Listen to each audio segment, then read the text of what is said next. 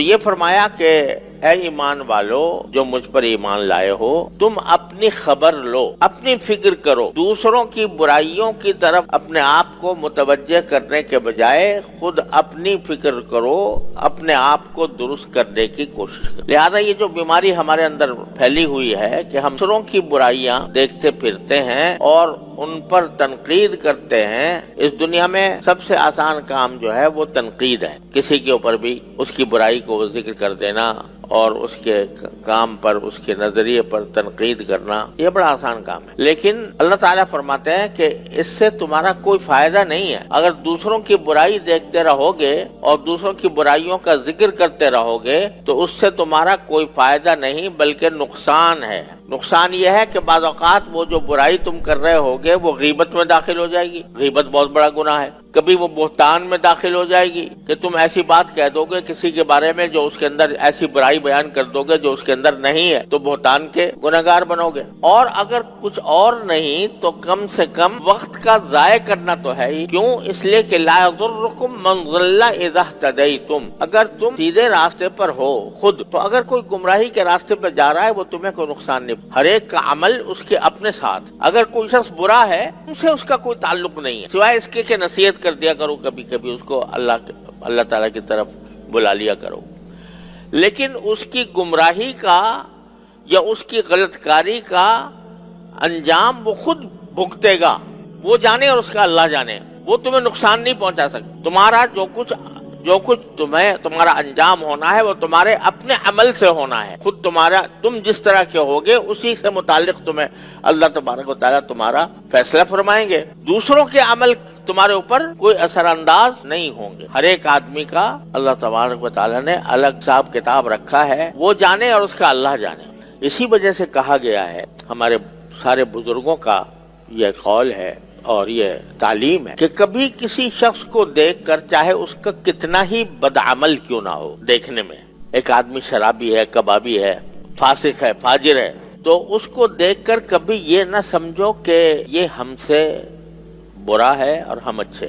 کبھی بھی یہ نہ سمجھو کہ اس برے آدمی کو، اس کی برائی کو بے شک برا سمجھو کہ اگر وہ شراب پی رہا ہے، اعوذ باللہ زنا کر رہا ہے، وہ کوئی گناہ کا کام کر رہا ہے، وہ گناہ کا کام تو بے شک برا ہے، لیکن وہ آدمی، وہ شخص، اس سے نفرت نہیں ہونی چاہیے، اس کے گناہ سے نفرت ہونی چاہیے۔ نفرت کیوں نہیں ہوگی؟ بلکہ اس لیے کہ دل میں ایک، ہر مسلمان کے لیے ایک دل میں خیرخواہی ہونی چاہیے۔ اگر کسی برائی میں مبتلا ہے تو خیرخواہی کا تقاضا یہ ہے کہ اس کے حق میں دعا کرو کہ یا اللہ یہ اس مصیبت میں مبتلا ہے، اس کو اس سے نکال۔ یہ طریقہ صحیح۔ اور یہ سمجھنا کہ یہ جہنمی ہے، یہ دوزخی ہے، اعوذ باللہ، اور ہم جنتی ہیں، یہ انتہائی غلط نقطہ نظر ہے جو بعض لوگ مرتبہ دلوں میں پیدا ہو۔ ارے تمہیں کیا پتا کہ اس کا کوئی عمل ایسا ہو جو اللہ تعالیٰ کو، تمہیں کیا پتا کہ اللہ تعالیٰ اس کو توبہ کی توفیق دے دے اور توبہ کی توفیق ملنے کے بعد وہ تم سے کہیں آگے نکل جائے۔ لہذا کبھی بھی کسی بھی مسلمان کو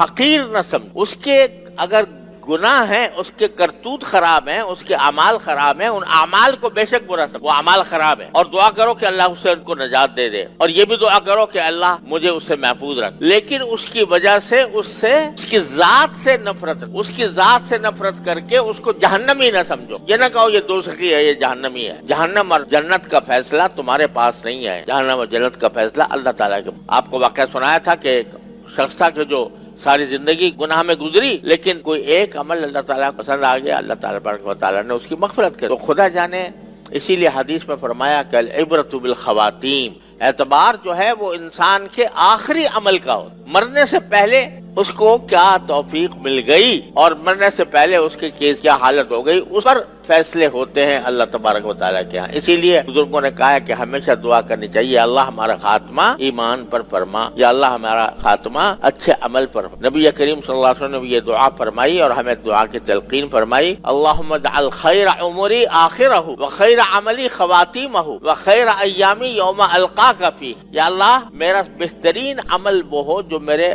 آخری عمل، تو یہ فرمایا خیر عمری آخرہ، یا اللہ میری سب سے عمر کا سب سے بہترین حصہ وہ ہو جو آخری عمر کا حصہ میرا سب سے بہترین زمانہ ہو، اور خیر عملی خواتیمہ، اور میرا سب سے بہتر عمل وہ ہو کہ جو بالکل آخر میں آئے، آخری عمل میرا بہترین عمل ہو، اور خیر ایامی یوم القاک فیہ، اور میرا بہترین دن زندگی کا وہ ہو جس میں جا کر میں آپ سے ملوں. یہ دعا فرمائی نبی اکرم، اس لیے کہ کسی کا پتہ نہیں ہے کہ اس وقت وہ کس حالت میں ہے، اور اللہ تعالیٰ اس کی حالات کو بدل کر کہیں سے کہیں اس کو پہنچا دیں. بے شمار مثالیں ہیں تاریخ میں ایسے لوگوں کی کہ جو اللہ تعالیٰ کے فضل و کرم سے اپنے آخری عمر کے اندر وہ بہت متقی پرہیزگار ہو گئے، باوجود کہ پہلے وہ فاسق و فاجر نظر آتے تھے. تو اس وجہ سے کسی بھی دوسرے کو اپنے سے حقیر ہرگز نہ سمجھنا چاہیے. سوشل میڈیا پر سب سے قدیم اور سب سے ریلائبل برانڈ درسقرآن.com